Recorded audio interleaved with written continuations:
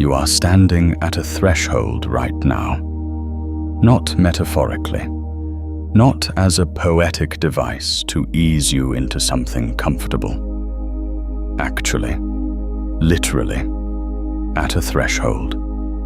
And the fact that you found this transmission, the fact that something in you said yes to this exact moment, this exact title, this exact invitation, that is not coincidence.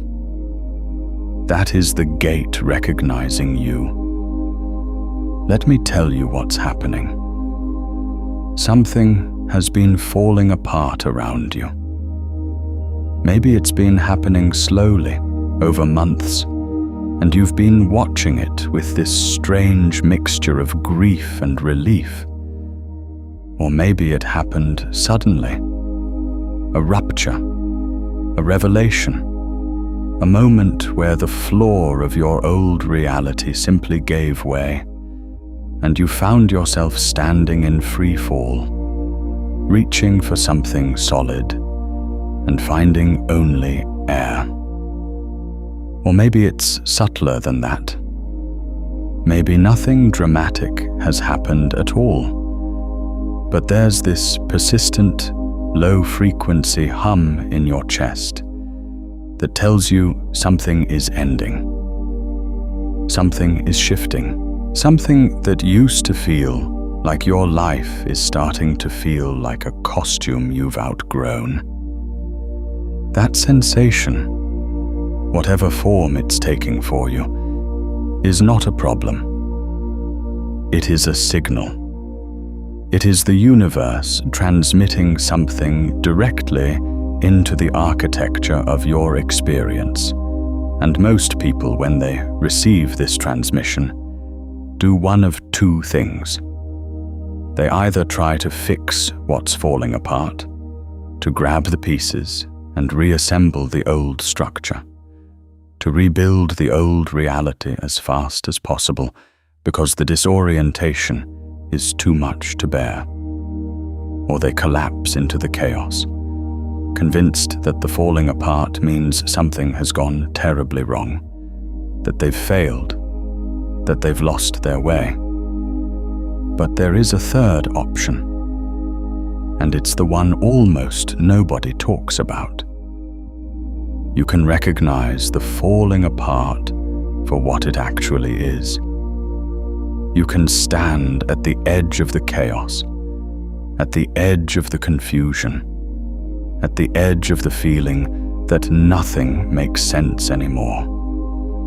And you can see it clearly, precisely, without flinching, as a gate. This is what we are doing today. We are going to walk through this gate together. You are going to understand what it is, why it appeared, what's on both sides of it, and what changes the moment you step through.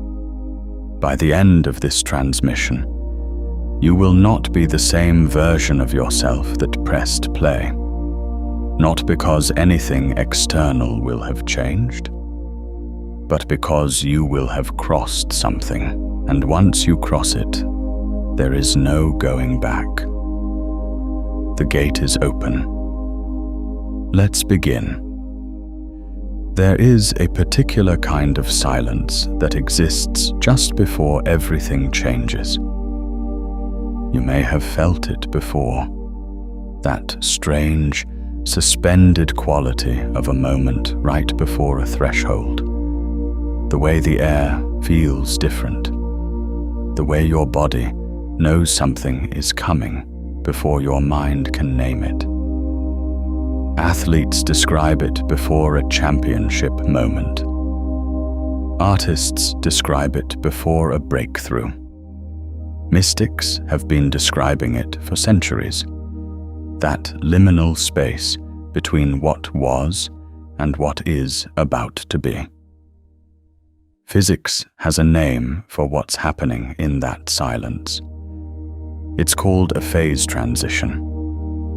In quantum mechanics, A phase transition is the moment when a system undergoes a fundamental change in its state. Not a gradual shift, not a slow evolution, but a sudden, complete reorganization of everything. Water doesn't slowly become ice. At a precise temperature, a precise threshold, it crosses.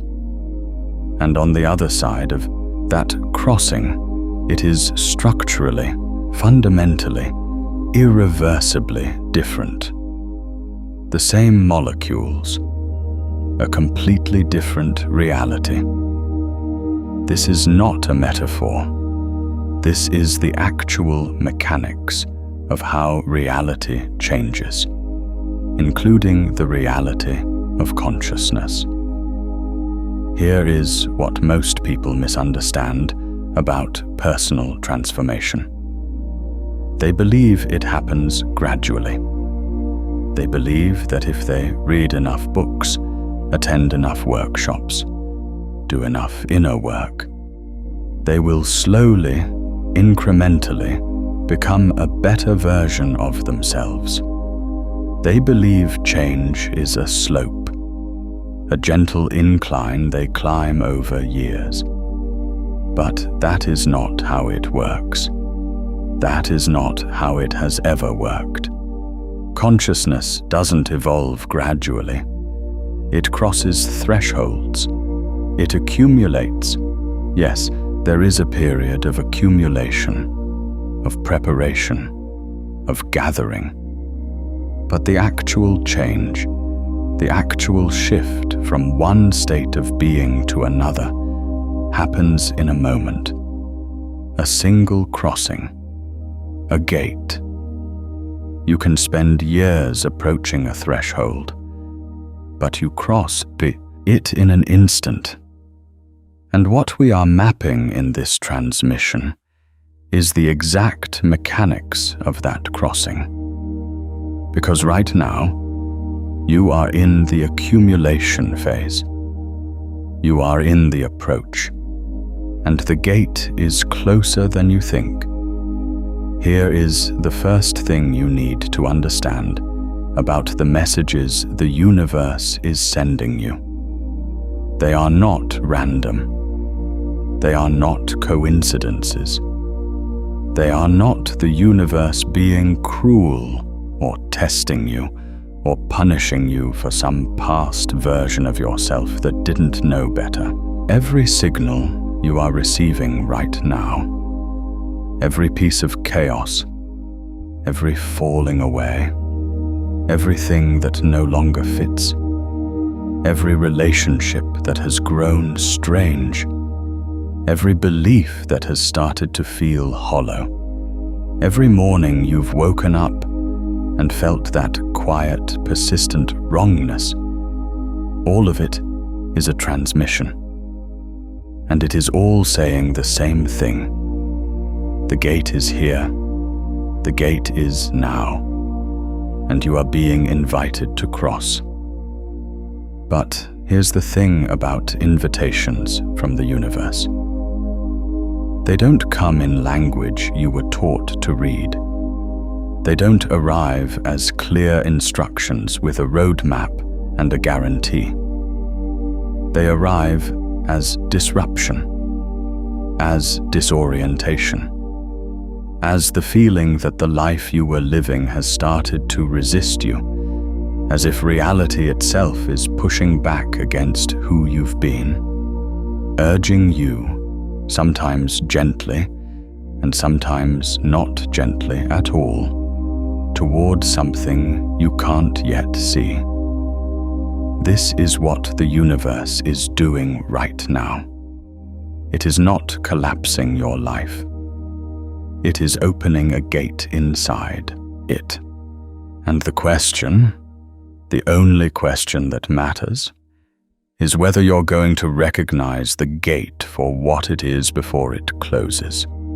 If this transmission is landing for you, if something in here is resonating with what you've been feeling, take a second and hit like and subscribe so this channel can keep reaching the people who are standing at their own gates. Let's talk about what's actually on both sides. On one side of this gate is the version of reality you've been living. I don't need to describe it in detail because you know it intimately. You've been inside it. You know its textures, its rhythms, its particular quality of light. You know the story it tells about who you are and what's possible and what you're worth and what you can expect from life. You know the beliefs that hold it together, beliefs that feel like facts because you've lived inside them for so long that you stopped noticing they were beliefs at all. On this side of the gate, there are things that feel certain, familiar, safe. Even if the safety is the safety of a cage you've learned to call home. On this side of the gate, the universe makes a particular kind of sense. The rules are known. The limitations are known. The ceiling is known. And on this side of the gate, there is a version of you that has adapted perfectly to all of it.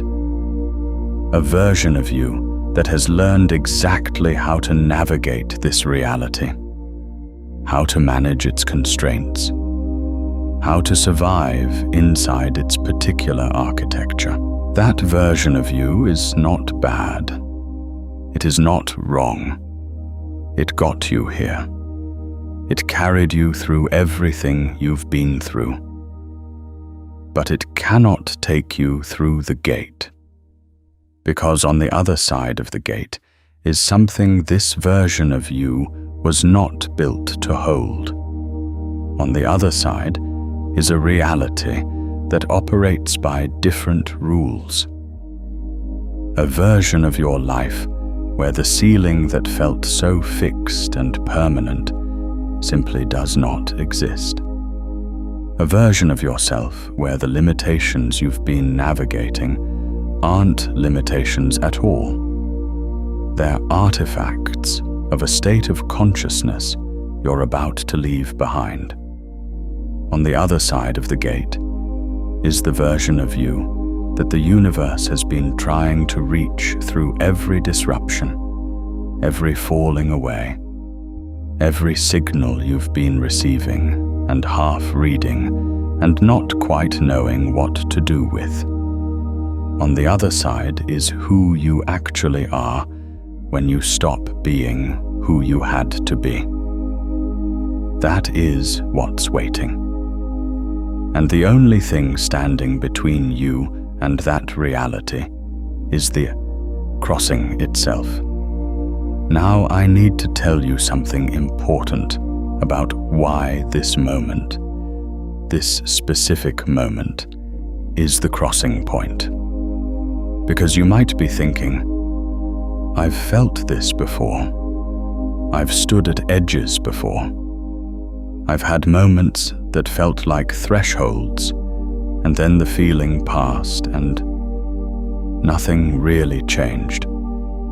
I've been here before, and I didn't cross. What makes this different? Here is what makes this different. In quantum mechanics, there is a concept called superposition. It describes the state of a quantum system before it has been observed, before it has collapsed into a defined reality. In superposition, the system exists in all possible states simultaneously. It is not one thing or another. It is a field of probability, of potential, of everything it could become. And then something happens, an observation, a measurement, a moment of contact between the system and something outside it. And in that moment, the superposition collapses. All the possibilities resolve into one. The quantum system becomes a specific, defined, actual thing. This is what's happening to you right now. You have been in superposition. You have been holding multiple possible versions of yourself simultaneously. The version that crosses the gate and the version that turns back. The version that steps into the new reality and the version that reassembles the old one. You've been hovering in that space of multiple possibilities, not yet collapsed into either. But superposition is not a permanent state. The observation is coming. The moment of collapse is approaching. And the question is not whether you will collapse into one reality or another. You will.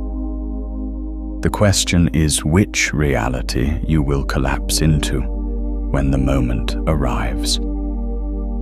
The signals you're receiving right now, the chaos, the disruption, the falling away, the messages you've been half hearing. These are the universe acting as the observer. These are the measurement arriving. These are the moment of contact that forces the superposition to resolve. And you are being given this transmission right now, in this moment, because the collapse is imminent. The gate is open. This is the crossing point. Let's go deeper into the mechanics of what's actually happening. Because understanding the gate is part of crossing it. You cannot step through something you cannot see. And most people cannot see the gate because they've been taught to interpret its signals as problems rather than passages. Here is what the hidden messages from the universe actually look like. The first category of messages is disruption. Things falling apart. Relationships ending or transforming beyond recognition. Career paths that used to feel certain suddenly feeling hollow or wrong. Physical symptoms that don't have a clear medical explanation. Your body registering a shift that your mind hasn't caught up to yet. Financial disruptions that force a complete reevaluation of what you value and how you live. These disruptions are not punishments. They are not evidence that you've done something wrong. They are the universe clearing the space that the old version of you was occupying, because the new version needs room to exist, and there is no room while the old structure is still standing. The second category of messages is synchronicity, the strange, impossible feeling, coincidences that pile up during a threshold period. You think of someone and they call. You encounter the same symbol or phrase or idea from completely unrelated sources in a single day. You find yourself in exactly the right place, at exactly the right time, to receive exactly the information you needed. These synchronicities are not accidents. They are the universe demonstrating that the reality you're moving toward operates by different rules than the reality you're leaving. Rules where connection is not coincidence but coherence, where what you need and what appears are not separate but synchronized. The third category is the inner signals, the dreams that feel more real than waking life. The persistent intuitions that won't quiet down no matter how many times you try to rationalize them away. The sudden, inexplicable knowing that something needs to change. Not a vague restlessness, but a precise, directed certainty that points toward something specific. The moments of inexplicable grief for no identifiable reason, which are often the old version of you completing its cycle, releasing what it can no longer carry forward. These inner signals are the most important messages of all, and they are the most frequently dismissed, because we live in a world that has systematically devalued inner knowing in favor of external authority. And that, right there, is where we need to pause, because there is something happening in the world right now that is directly relevant to your ability to receive these messages. Something that has been engineered, whether intentionally or as an emergent property of the systems we've built, to make it nearly impossible for you to hear what the universe is actually saying. We live inside an architecture of distraction, not as a conspiracy theory, not as paranoia, as a simple, observable, verifiable fact about the environment you inhabit every single day. The world you move through has been constructed through technology, through media, through the relentless acceleration of information in a way that keeps your attention perpetually fragmented. That keeps your awareness perpetually scattered across the surface of things. That keeps you so consistently stimulated that the deeper signal, the quiet, precise, directional transmission that the universe is constantly broadcasting, gets buried under the noise. Here is the mechanism. Attention is the currency of consciousness. Where your attention goes, your reality follows. This is not spiritual speculation. This is the fundamental finding of every serious investigation into the nature of mind, from quantum physics to neuroscience to contemplative traditions that span thousands of years. What you consistently attend to shapes what you perceive. What you perceive shapes what you believe. What you believe shapes what you experience. And what you experience becomes the reality you inhabit. The architecture of distraction understands this. Whether it was designed with this understanding or evolved into it through the logic of engagement and profit, the result is the same. A world that competes ferociously for your attention and wins consistently by offering you stimulation that feels like meaning but delivers nothing. Each notification, each headline, each algorithmically optimized piece of content that arrives at precisely the moment your attention is available, each of these is a small redirection, a tiny reorientation of your awareness away from the inner signal and toward the external noise. Individually, none of these redirections is significant.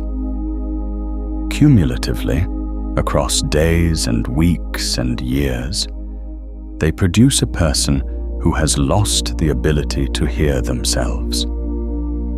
A person who has become so accustomed to the noise that silence feels threatening. A person who sits with their own thoughts for 5 minutes and immediately reaches for their phone. Not because they are weak, but because they have been trained through thousands of repetitions to associate silence with discomfort and stimulation with relief. And here is the consequence that matters most for what we're doing today. The messages from the universe arrive in the silence. They arrive in the pause between thoughts, in the space between one thing and the next, in the quality of attention that exists when you are fully present with your own experience and not being pulled in 17 directions simultaneously. They arrive in the kind of awareness that the architecture of distraction has made increasingly rare.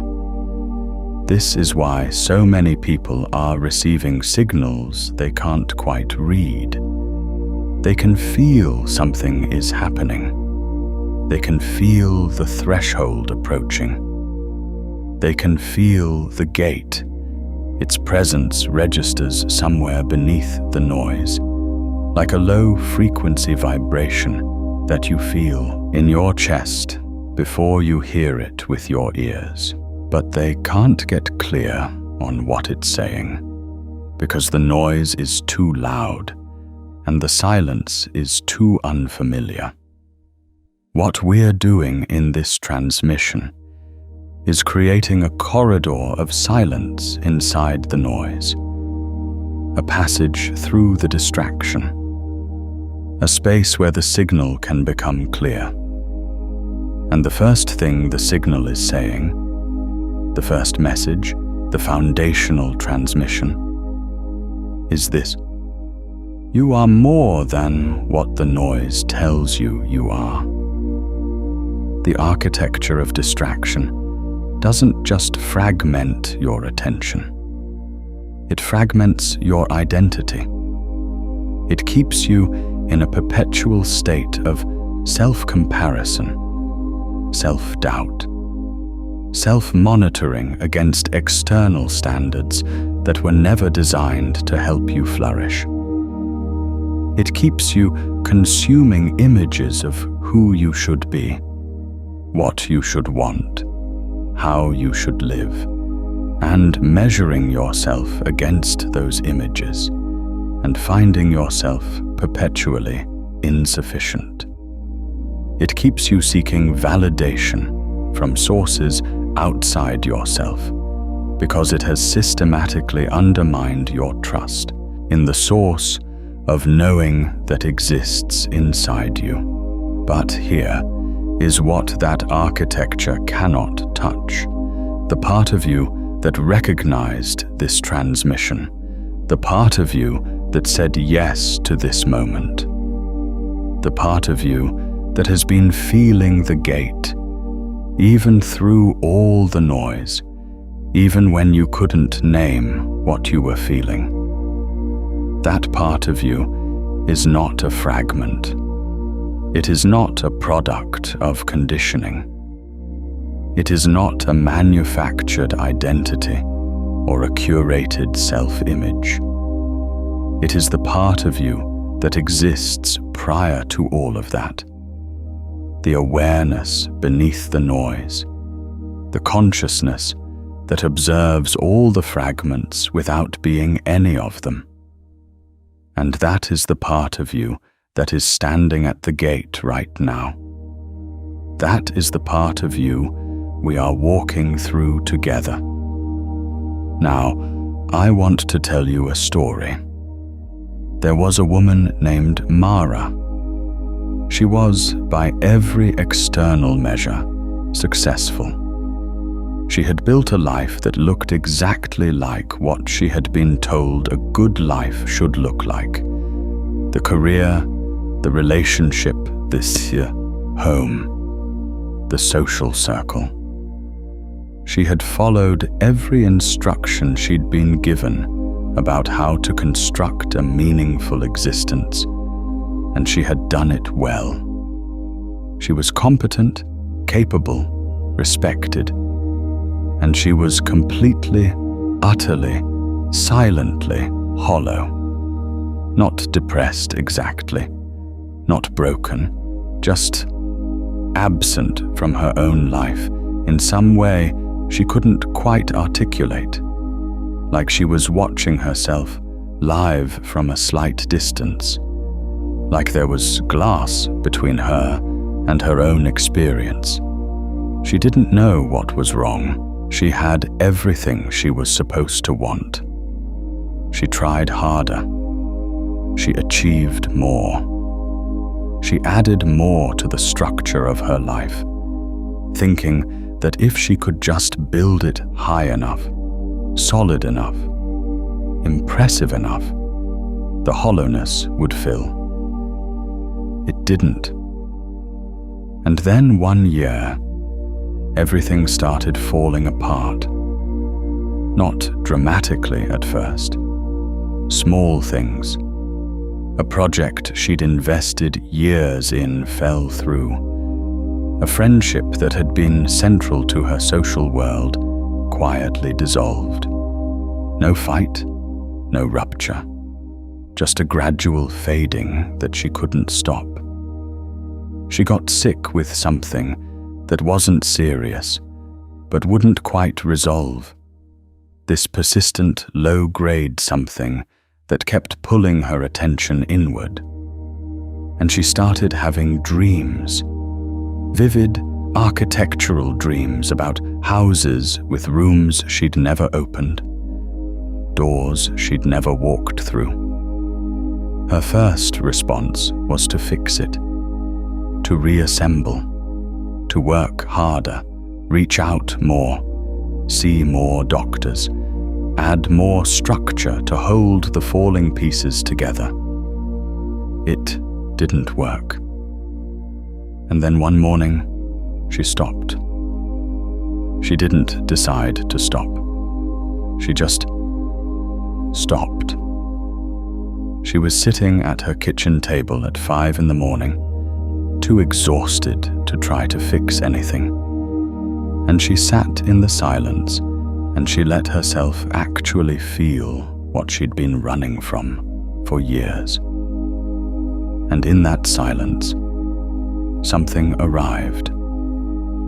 Not a voice, not a vision, a knowing, a precise, undeniable, crystalline knowing that what was falling apart was not her life. It was the version of her life that had been built on other people's definitions of what her life should be. And the falling apart wasn't destruction. It was excavation. The universe was clearing away everything that wasn't actually her, so that what was actually her could finally have room to exist. She wept for a long time, not from grief, from recognition. And then she did something she had never done before. She stopped trying to reassemble the old structure. She let it fall, and in the space that opened, in the silence that the falling created, she began to hear things she had never been able to hear before. Not dramatic revelations, small, precise signals, a direction that felt true, a choice that felt aligned, a version of herself that had been waiting patiently on the other side of a gate she hadn't known was there. That was Mara's crossing. It didn't look like triumph. It didn't look like a breakthrough in the cinematic sense. It looked like a woman sitting at a kitchen table at 5 in the morning, exhausted and still, finally listening. And everything changed from that moment. Not because the external circumstances changed immediately. They didn't. but because she had crossed a threshold inside herself that reorganized how she perceived and related to every external circumstance. She had crossed from one state of consciousness to another. And from the new state, the old reality didn't just look different. It was different. Because reality, as quantum mechanics has been telling us for a century, is not separate from the consciousness that observes it. Change the observer, and you change what is observed. Mara's story is your story, not in its specific details. Your life is your own. Your gate is your own. Your crossing will look like nothing that has ever happened before. But in its essential architecture, in the pattern of falling away and the silence that follows, and the signal that arrives in the silence and the choice to listen rather than to reassemble. That pattern is universal. That pattern is the gate. And you are standing at it right now. I want to pause here and ask you something.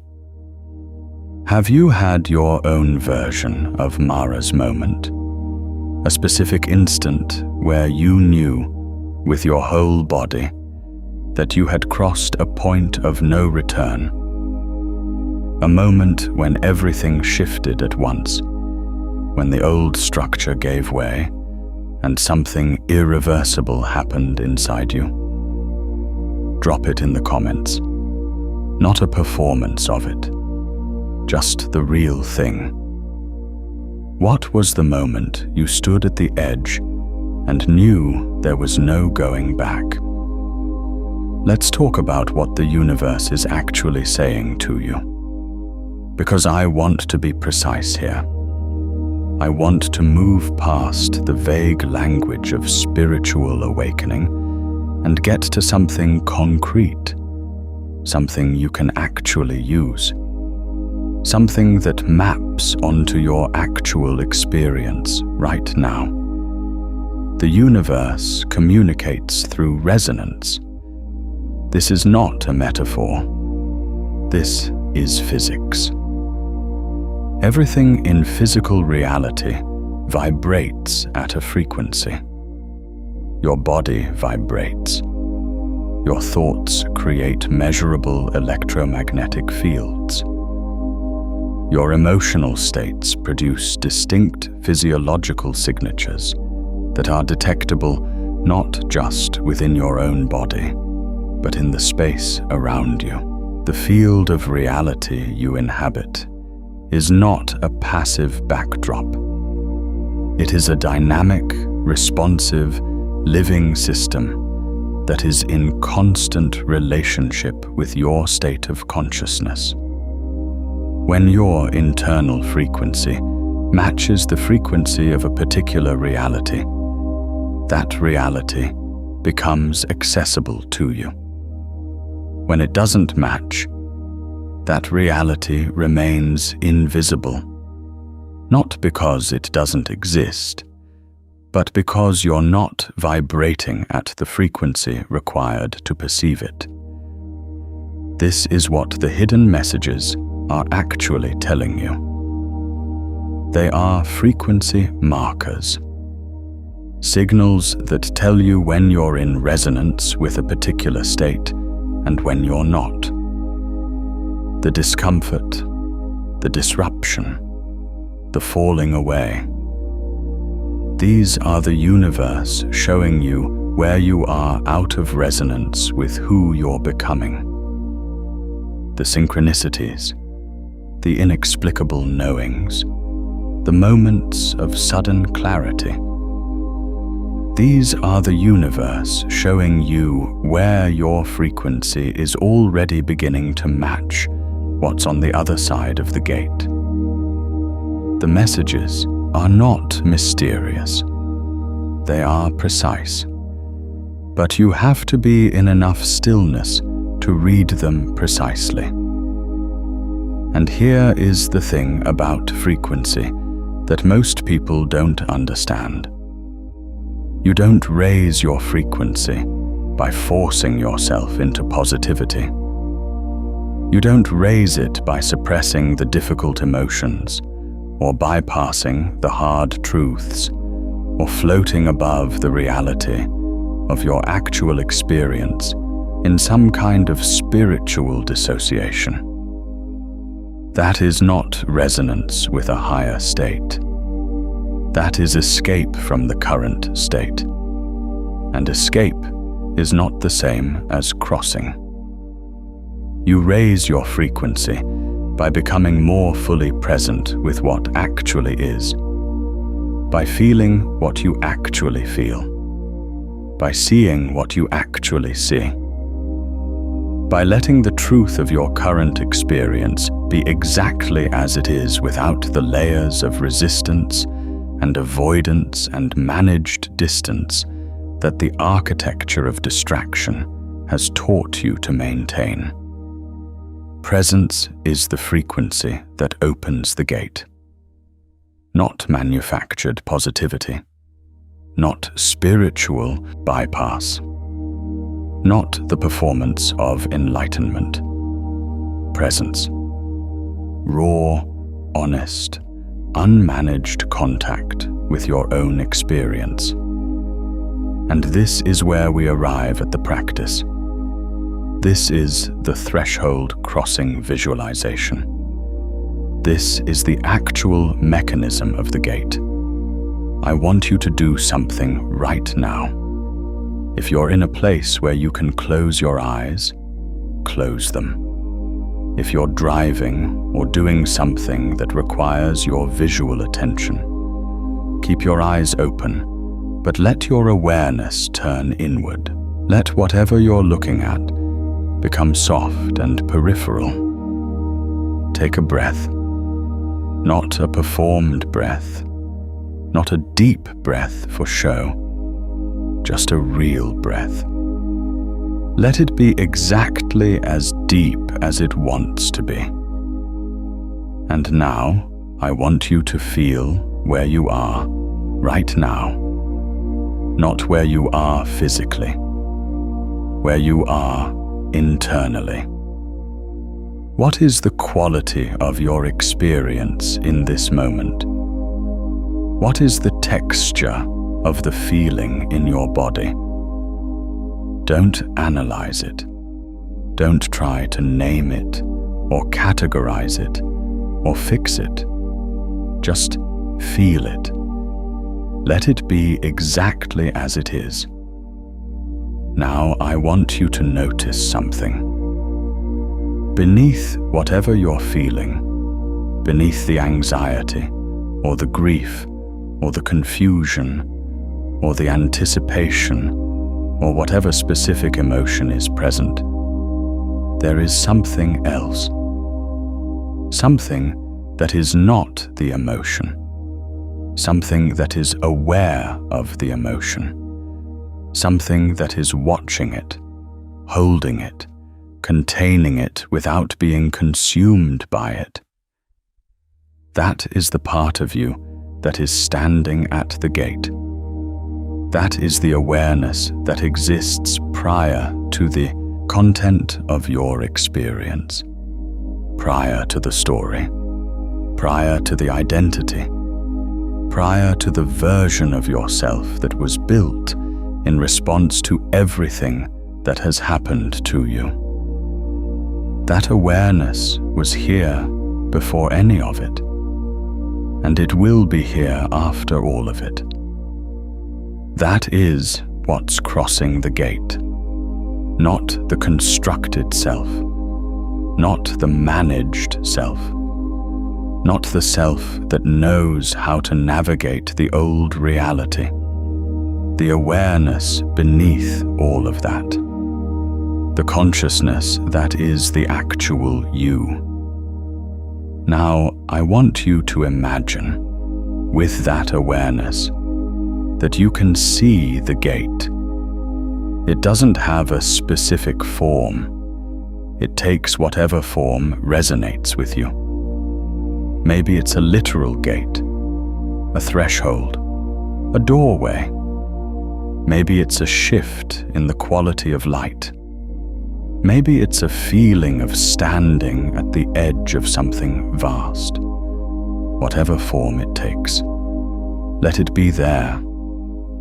And I want you to notice, you are already at it. You don't need to walk toward it.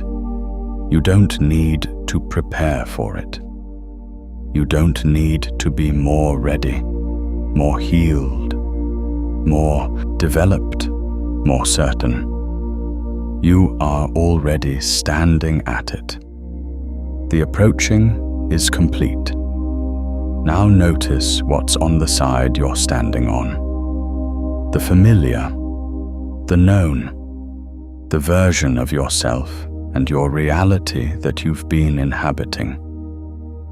Let yourself see it clearly, not with judgment, not with the desire to condemn it or escape it, but with clear, honest recognition. This is what has been. This is the state you are in the process of leaving. And now, without forcing, without grasping, without trying to manufacture an experience, let yourself sense what's on the other side. You may not be able to see it clearly. That's okay. The other side of a gate is always somewhat opaque from where you're standing. But you can feel it. There is a quality to it, a frequency, a sense of what it would be like to exist in that state, to inhabit that version of yourself and your reality.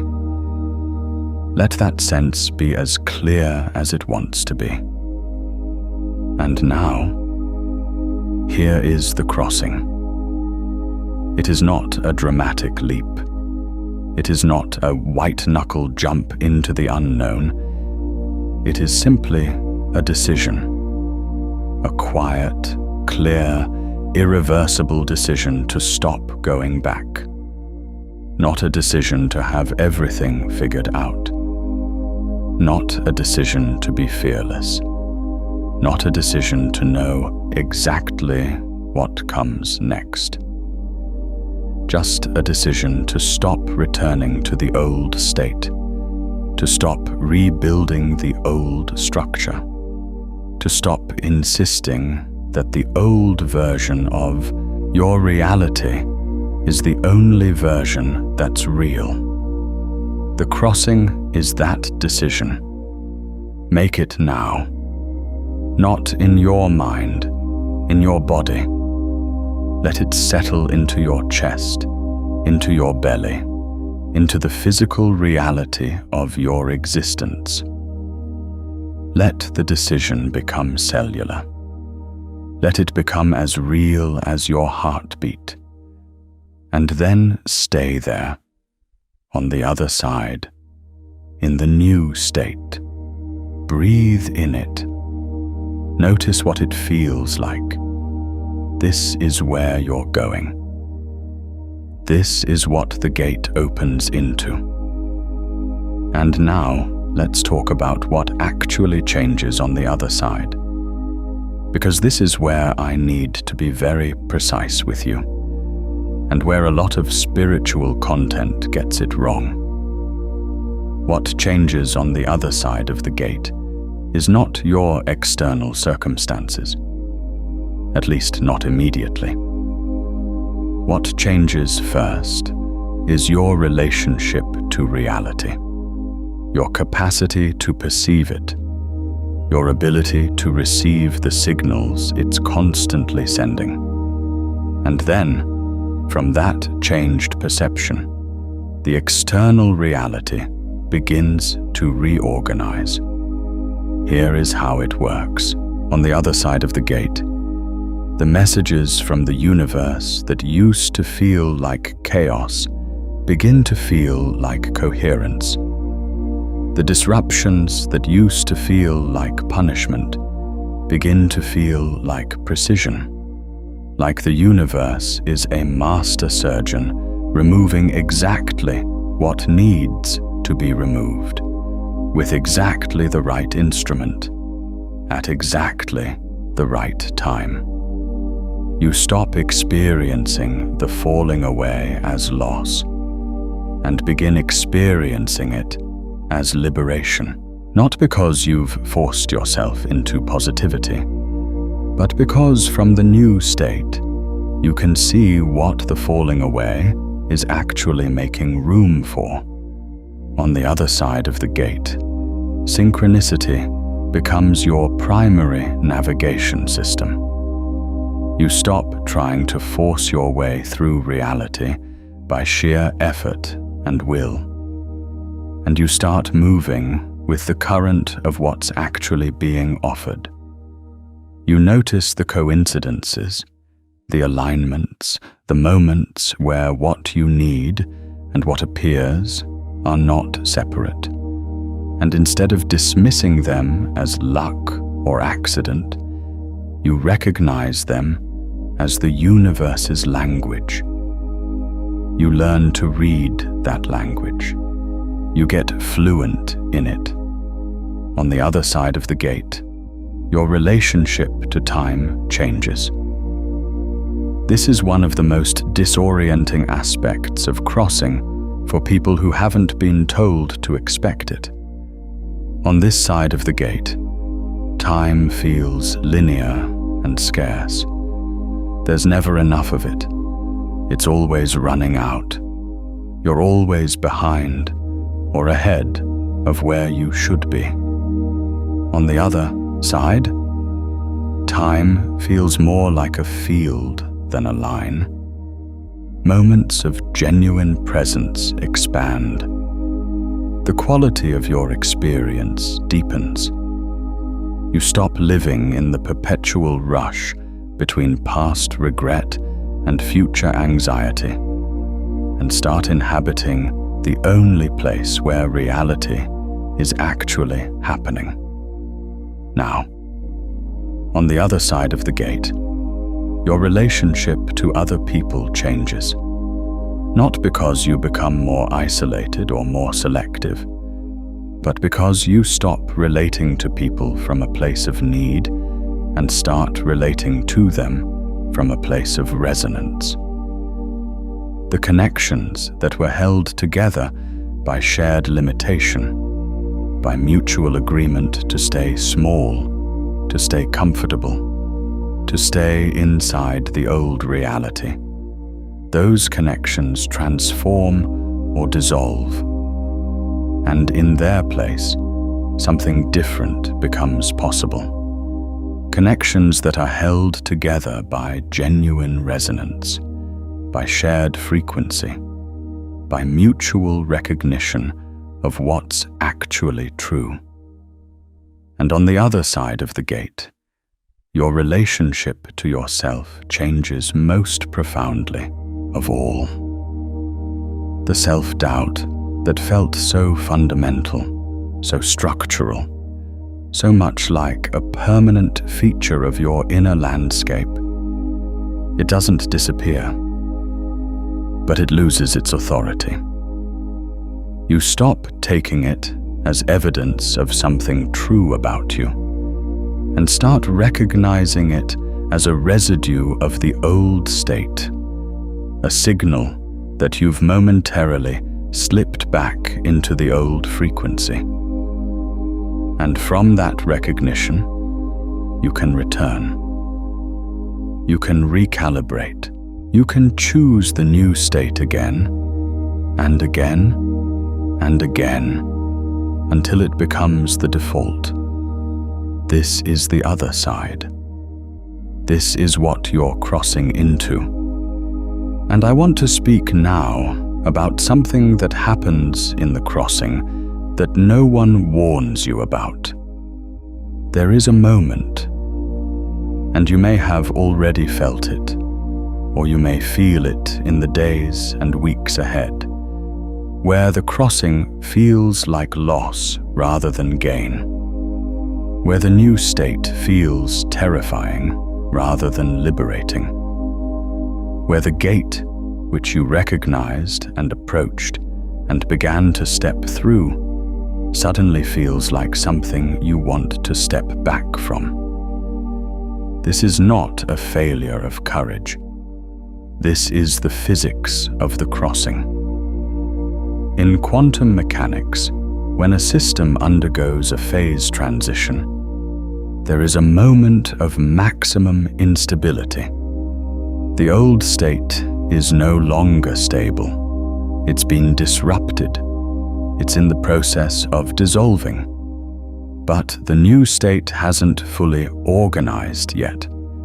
The system is between states, and in that between space, everything feels chaotic, unstable, uncertain.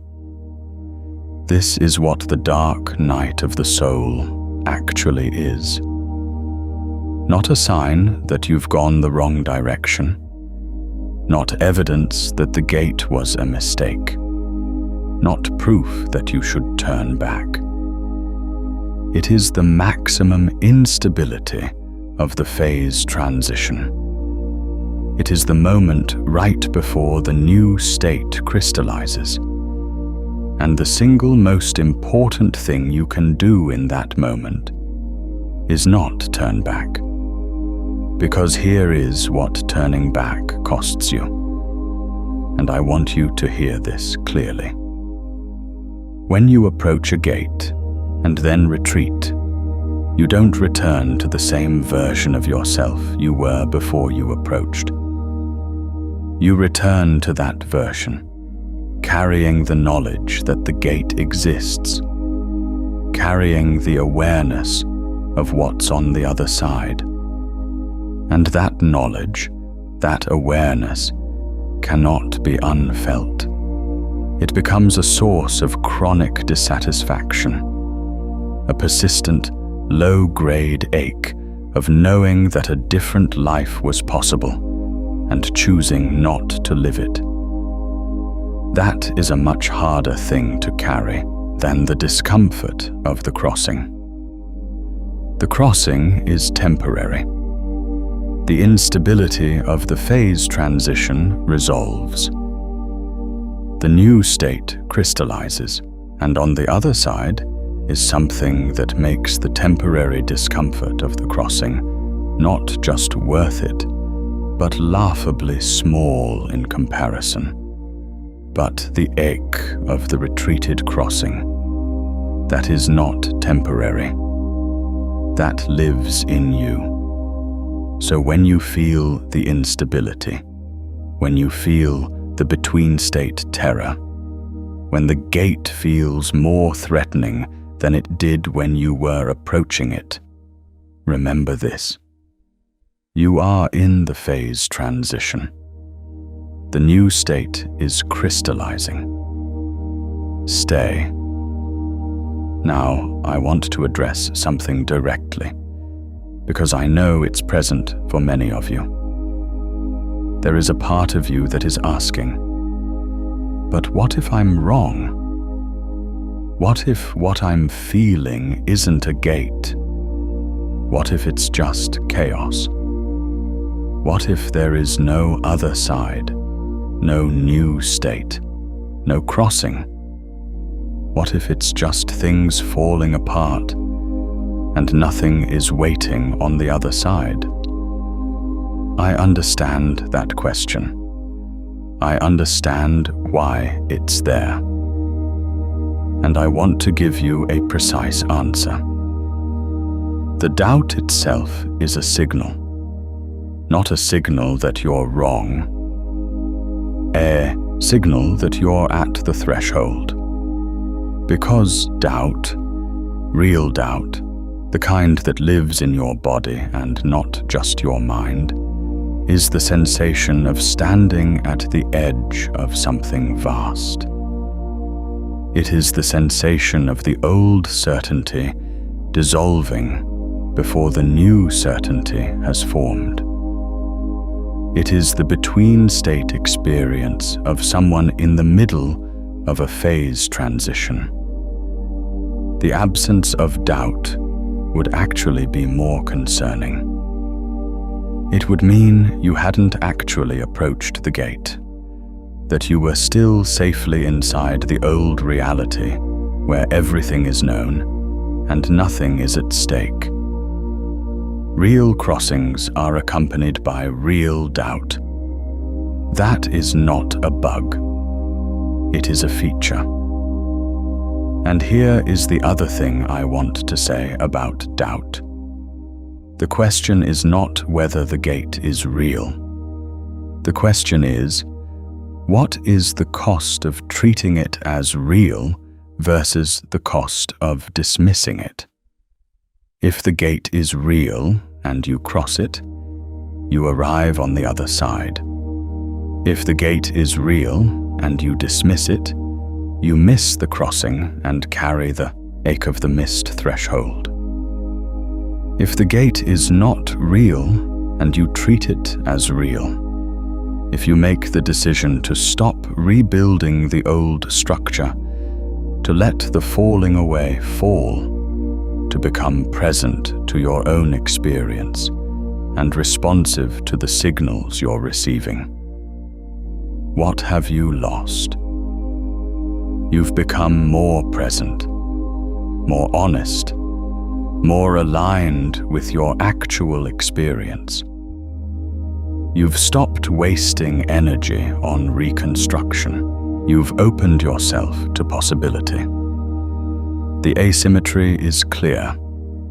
The gate is worth crossing. Let me tell you something about the people who have crossed thresholds like this one. Not famous people, not extraordinary people, ordinary people who found themselves at an ordinary gate, at an ordinary moment in their lives, and made the extraordinary decision to step through. There was a man named Jonas who had spent 20 years in a career that had been chosen for him before he was old enough to choose for himself, not through force, through the accumulated weight of expectation, of family narrative, of a path that had been laid out so clearly and so early that he had simply stepped onto it without ever asking whether it was his path. He was good at what he did. He was respected, and he had a persistent, quiet knowledge that lived somewhere beneath his sternum that this was not his life. For years he managed that knowledge, kept it contained, built structures around it to keep it from disrupting the surface.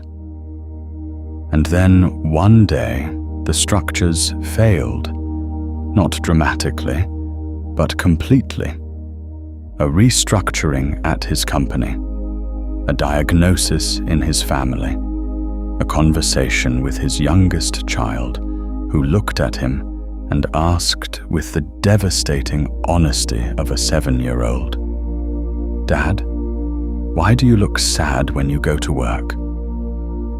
Jonas sat with that question for 3 days, and then he stepped through the gate, not by quitting his job immediately, not by dismantling everything overnight, but by making the internal decision, the crossing decision, to stop pretending that the life he was living was the only life available to him, to stop treating the gate as if it wasn't there, to let himself actually feel what he'd been managing for 20 years, and to let that feeling be information rather than threat.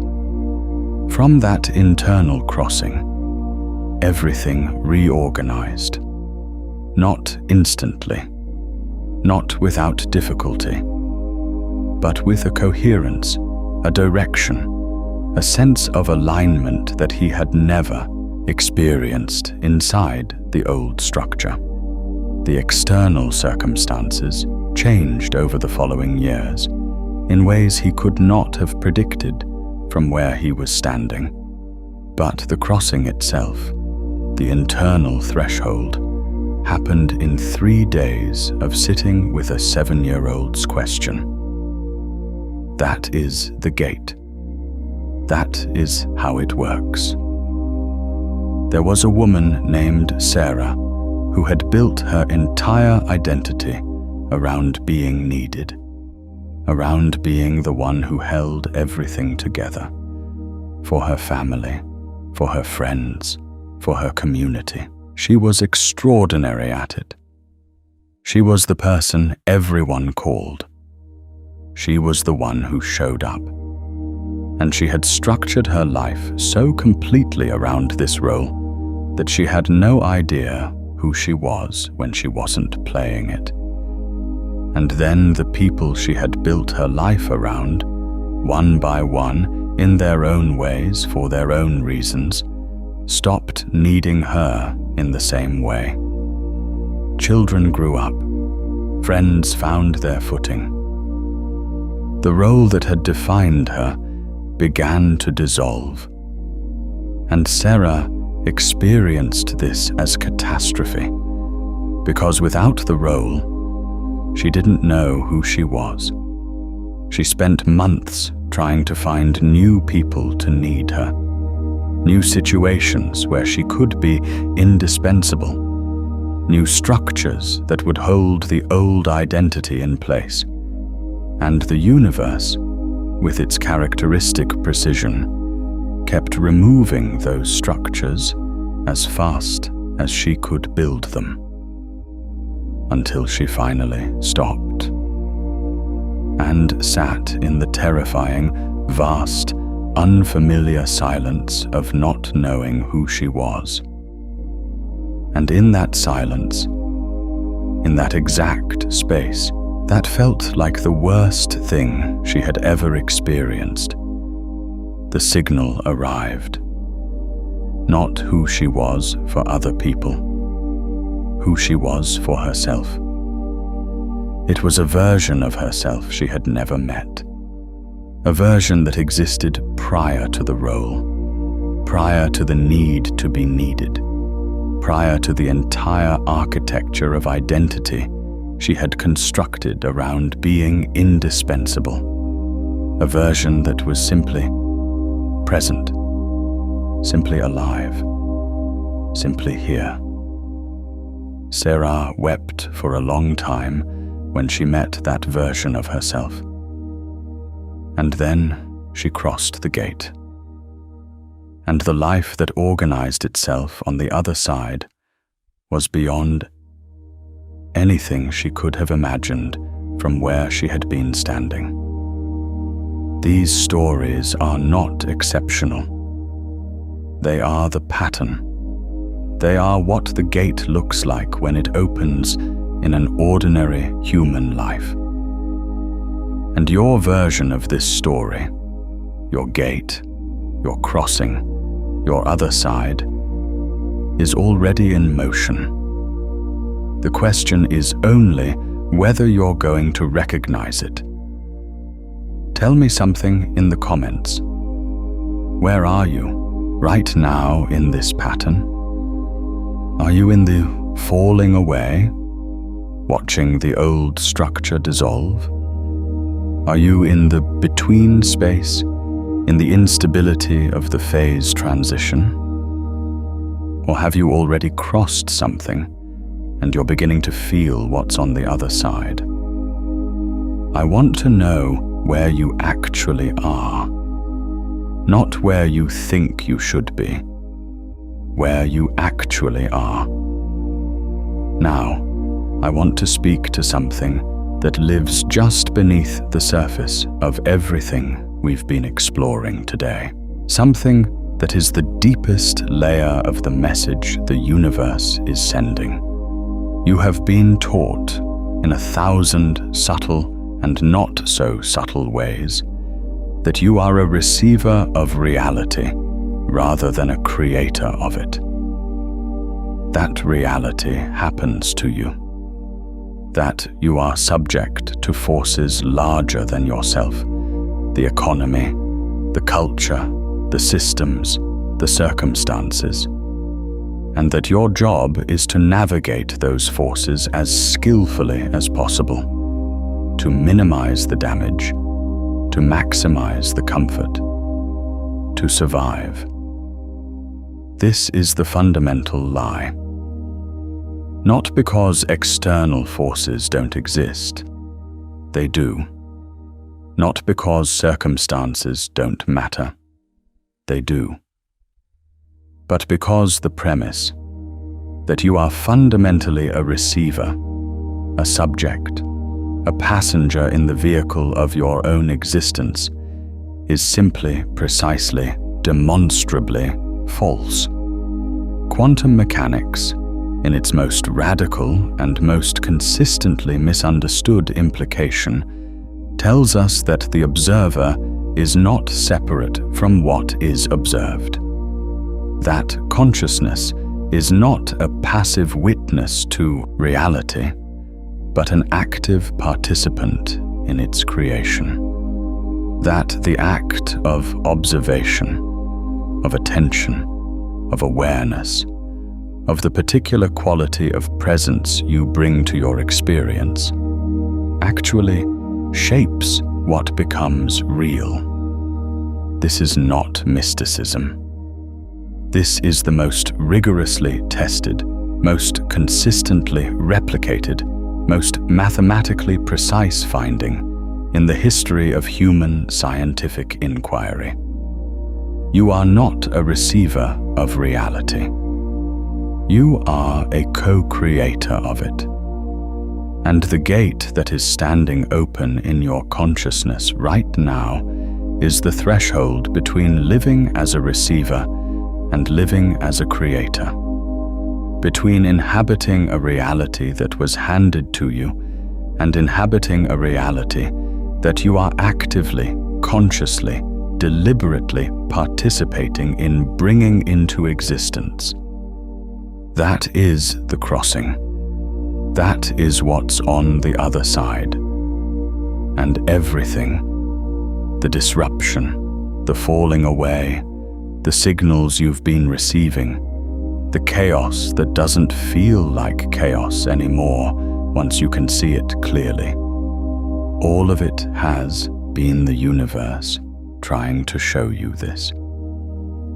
Trying to demonstrate, through the specific architecture of your specific experience, that the reality you've been inhabiting is not fixed, is not inevitable, is not the only version of reality available to you. It has been showing you the gate, and now you're standing at it. Here is what I want you to take from this transmission, not as a concept, not as an idea to add to your collection of interesting ideas, but as a lived reality that you carry forward from this moment. The messages the universe is sending you are real. They are precise. They are not random, not cruel, not evidence of a universe that is indifferent to you.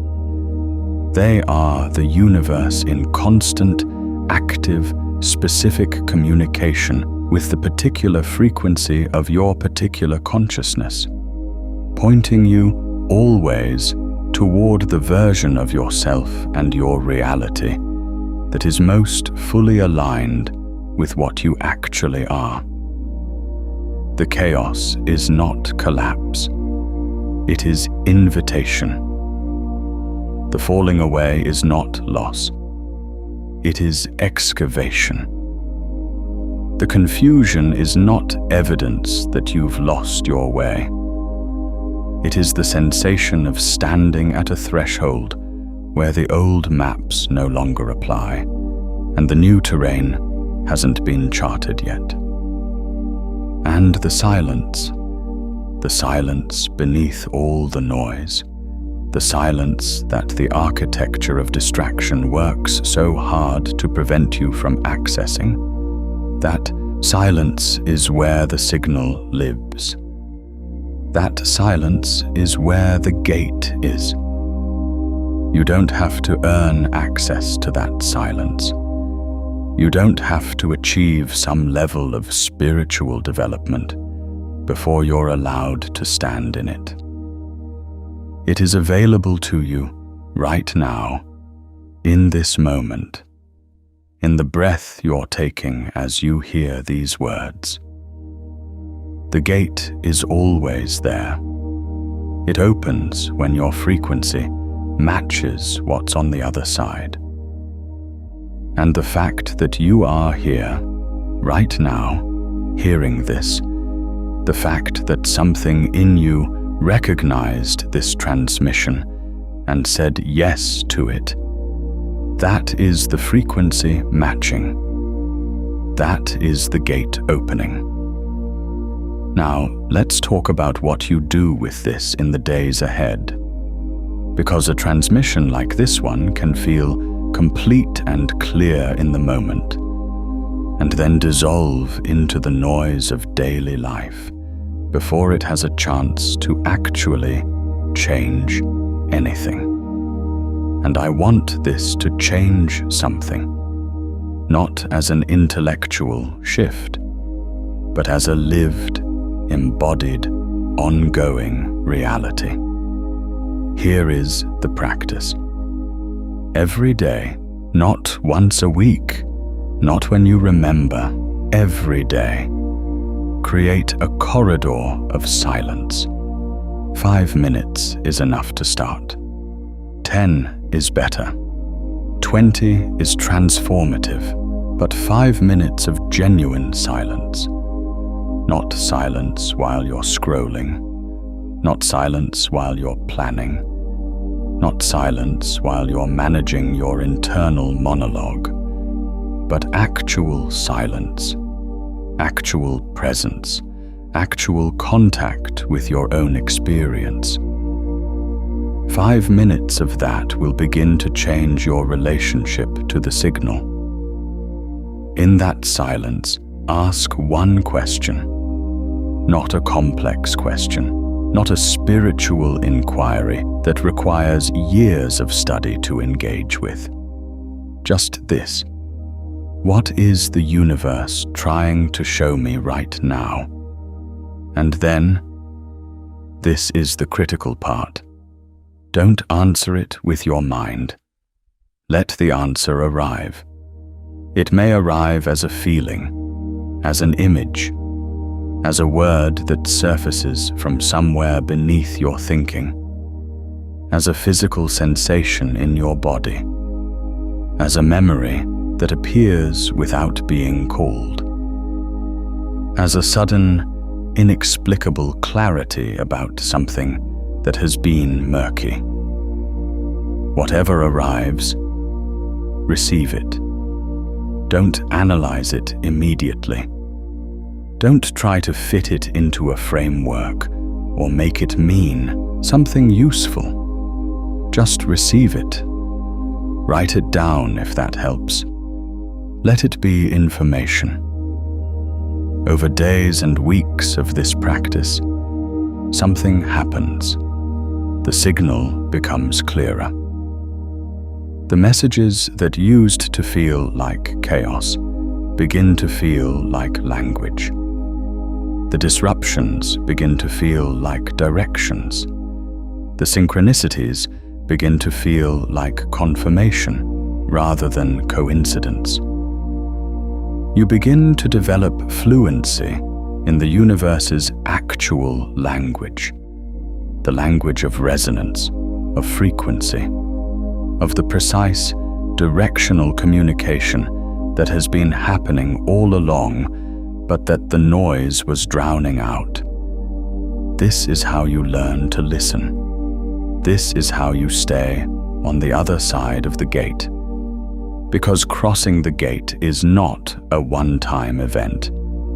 It is a practice, a daily, moment-by-moment practice of choosing the new state over the old one, of choosing presence over distraction, of choosing to receive the signal rather than retreat into the noise. The gate doesn't close behind you and lock. That's not how it works. You can drift back. You can slip into the old frequency when the noise gets loud enough. And when you do, the practice is not self-judgment. It's recalibration, a return, a choosing again. The gate is always open. You can always return to it. And the more times you choose to cross, the more times you choose presence over distraction, signal over noise, the new state over the old one, the more the new state becomes your natural frequency, the more the other side of the gate becomes home. I want to speak now to those of you who are carrying something heavy into this transmission. Those of you for whom the falling apart has been genuinely painful, not just disorienting, but devastating. Those of you who have lost something real, something that mattered, something that you loved. Those of you for whom the gate has not felt like an invitation, but like an assault. I see you.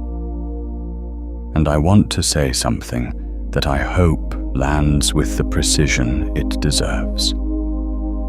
The universe does not require you to be grateful for your pain before it will help you through it. You do not have to reframe your grief as a gift before the gate will open. You do not have to perform spiritual acceptance of loss before you're allowed to cross the threshold. The gate opens for the broken and the whole alike, for the grieving and the joyful. For the ones who arrive at the threshold, having been dragged there by circumstances they would never have chosen, and for the ones who arrived by deliberate seeking. The gate does not discriminate by readiness. It discriminates by frequency. And here is what grief, real grief, unmanaged grief, grief that you've let yourself actually feel rather than bypassed or suppressed. Here is what that grief does to frequency. It purifies it. Grief, when it's allowed to complete itself, when it's not cut short by distraction or managed into numbness, is one of the most powerful frequency-raising experiences available to human consciousness. Because grief is the experience of loving something so completely that its absence is felt in every cell. And love, real love, the kind that can produce that quality of grief, is one of the highest frequencies available to us.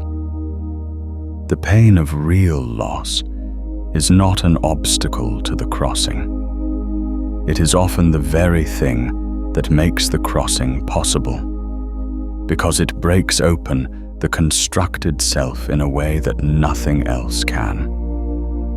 It dismantles the management systems. It strips away the performance. It leaves you raw and real and present in a way that is almost impossible to achieve through any deliberate practice. If you are grieving, you are not behind. You may be further through the gate than you know. Let me bring this transmission toward its completion now. Not because there is nothing more to say. There is always more to say. The gate goes deeper than any single transmission can map. But because you have been given what you need. And the work now is not more information. The work is integration. Here is what you know now that you did not know when you pressed play. You know that the chaos, the confusion, the falling away, these are not problems. They are passages. They are the specific, precise, directional language of a universe that is trying to show you the gate.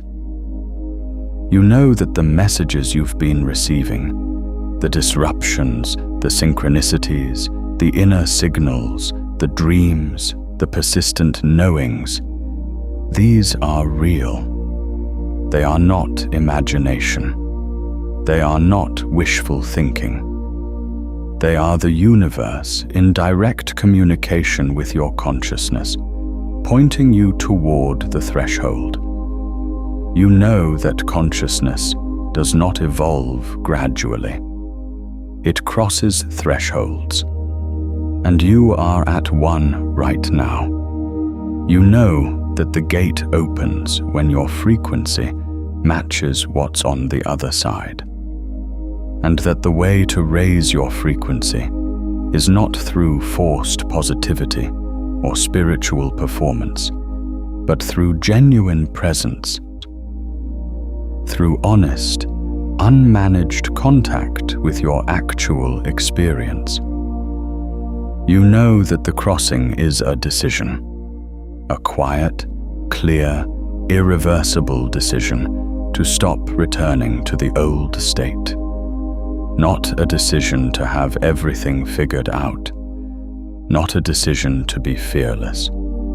Just a decision to stop rebuilding what the universe is trying to clear. And you know that on the other side of the gate, everything that is falling apart right now will be revealed as exactly what it was. Not collapse, but excavation. Not loss, but liberation. Not the universe being cruel, but the universe being precise. You know these things now, not as concepts, as lived reality, as something that has settled into the cells of your body during this transmission, and that will continue to work in you long after the words have faded. This is the integration. Let it happen. Don't rush to act on everything you've received today. Don't immediately try to translate the crossing into a to-do list, or a plan, or a set of concrete next steps. The integration needs time. It needs the silence. It needs the practice. What you can do, what I want you to do right now, before you do anything else, is make one decision. Not a decision about your career, or your relationships, or your circumstances. A decision about your attention. Decide that for the next 24 hours, you will treat every disruption, every falling away, every moment of confusion or disorientation as a signal rather than a problem. You will not immediately try to fix it or manage it or make it stop. You will pause, even for 30 seconds, and ask, what is this showing me? What is the universe trying to point me toward? Just 24 hours. And see what happens. See what becomes visible when you're looking for signals instead of problems. See what the universe has been trying to say to you when you stop trying to fix the message and start trying to read it. If this transmission has moved something in you, consider returning to it in a moment of stillness. When you're standing at your next threshold and need to remember what the gate actually is. Or send it to someone you know who is at their own crossing point right now, someone who is in the falling way and doesn't yet have language for what they're experiencing. Sharing this creates a bridge for them, and something happens when two people recognize the same gate at the same time. The field between them strengthens. The crossing becomes easier for both. The gate is open.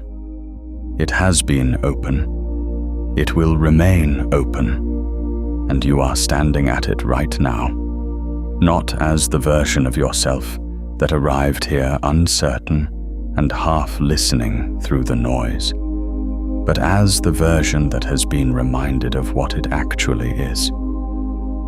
The version that remembers that consciousness is not a passenger in reality, but its co-creator. The version that has heard the signal and chosen to receive it rather than dismiss it. That version of you is already on the other side. The crossing has already begun. One version of you pressed play. A different version is here now. That is the gate. That is what it does. That is what you are. There is a community of people who have heard this transmission and crossed their own thresholds. People who are navigating the other side right now, who are learning the language of the signal, who are living the practice of presence and discovering what becomes possible when you stop rebuilding the old structure and start inhabiting the new state. They are not extraordinary people. They are people exactly like you, who found themselves at a gate and made the decision to cross. If you want to find them, if you want to be in conversation with people who speak this language, who understand the threshold, who can witness your crossing and share what they've found on the other side, leave something in the comments. Not a performance of awakening, of just a real word, a real moment, a real piece of what this transmission opened in you. That is how the community forms, not around agreement, but around resonance, not around shared beliefs, but around shared crossing. And if something in this transmission arrived with particular precision, if there was a moment where the signal was especially clear, where something landed in a way that changed something, I want to know what it was. Because the map of the gate is built from the specific experiences of the people who cross it, and your experience matters. Your crossing matters. Your arrival on the other side matters, not just for you, but for the frequency of the collective field. Because here is the final thing I want to leave you with. Your crossing is not just personal.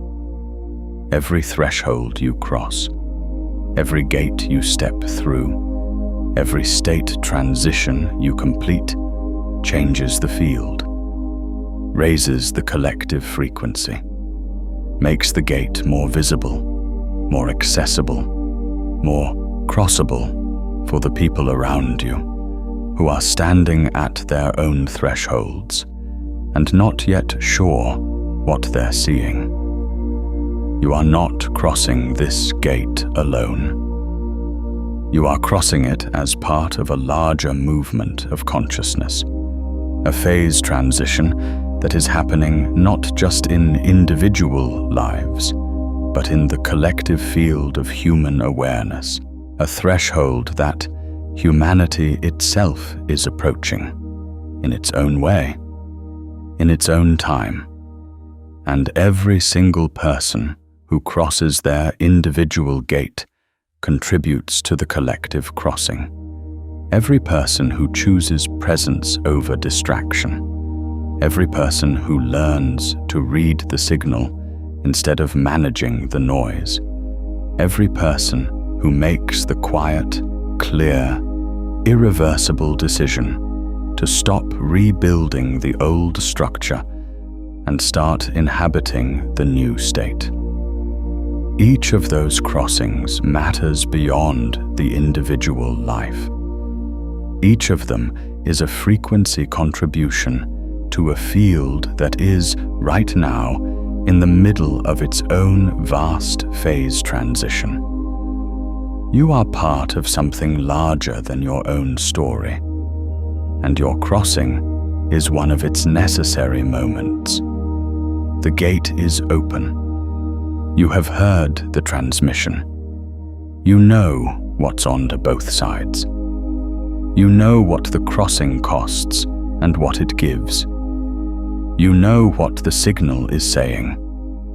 And you know, with the kind of knowing that lives in the body and not just the mind, the kind that arrived during the silence of this transmission and settled somewhere beneath your sternum. You know that you are standing at the threshold right now, not metaphorically, actually. Step through. The other side is real. It is waiting, and it has been waiting for exactly this version of you, in exactly this moment, at exactly this gate. There is no going back from here. There is only forward, through the gate, into what you actually are. If this transmission found you at the right moment, the next one will go even deeper. Once you cross this frequency gate, there is no going back. Maps exactly what happens in the days and weeks after the crossing. When the old self tries to reassert itself, and the new state is still finding its form, that is where the real work begins, and that transmission will meet you there.